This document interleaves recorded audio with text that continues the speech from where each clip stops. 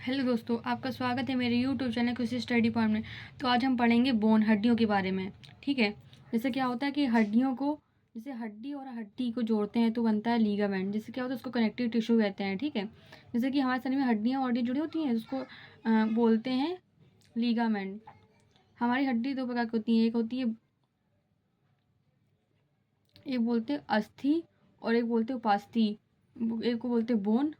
Cartilage मतलब होता है कान की हड्डी को कार्टिलेज बोलते हैं। इसमें क्या हल्की मतलब मुलायम टाइप का होता नहीं है कान की हड्डी, उसमें क्या होता है हड्डी भी होती है, हल्की हड्डी होती है, उसको बोलते हैं उपास्थि। ठीक है।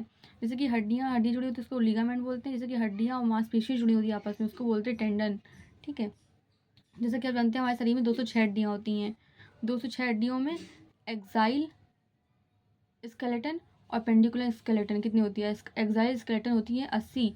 एपेंडिकुलर स्केलेटन कितनी होती है? 126 होती है। ठीक है। जैसे कि एक्साइल में हो गया, जैसे कि हमारा फेशियल, ब्रेन और हार्ट का एरिया पूरा। ठीक है।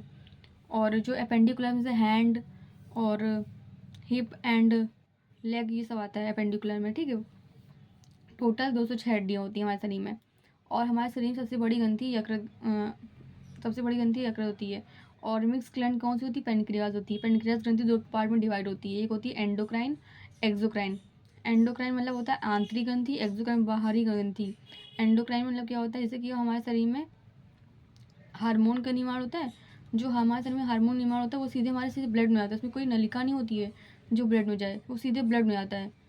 और जो एक्सोक्राइन ग्रंथि मतलब क्या होता है? इसमें क्या होता है कि लीवर में एंजाइम का निर्माण होता है। एंजाइम में किसका निर्माण होता है? एंजाइम में बाइल जूस का फॉर्मेशन कौन करता है? कुफर सेल्स करती हैं। फिर जो बाइल जूस को ले जाकर के छोटी आंत में जाकर के वसा का पाचन करता है। ठीक है। ये बाइल जूस। ठीक है। और इसमें फिर होगा कि एंडोक्राइन एक्सोक्राइन हो गया। एक्सोक्राइन में क्या होता है?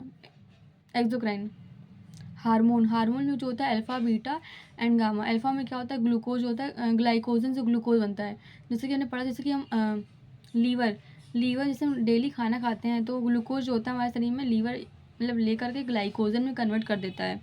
कि जब हम फास्ट रखते हैं कभी कभी, तो जो हमारी बॉडी को एनर्जी कैसे मिलती है? जैसे कि हम कभी कभी फास्ट रखते हैं तो जो हमें पहले से ग्लाइकोजन के रूप में जो हमारा एनर्जी स्टोर रहती है, वो व्रत के फास्ट के समय ग्लाइकोजन जो होता है ग्लूकोज के रूप में टूट जाता है, तो हमें एनर्जी मिल जाती है। ठीक है। इसी कारण होता है कि व्रत में हमें एनर्जी मिली रहती है। और हमारे फिर पढ़ेंगे हम लोग, जैसे कि आरबीसी को बोलते हैं रेड ब्लड सेल और डब्ल्यूबीसी को बोलते हैं वाइट ब्लड सेल। ठीक है।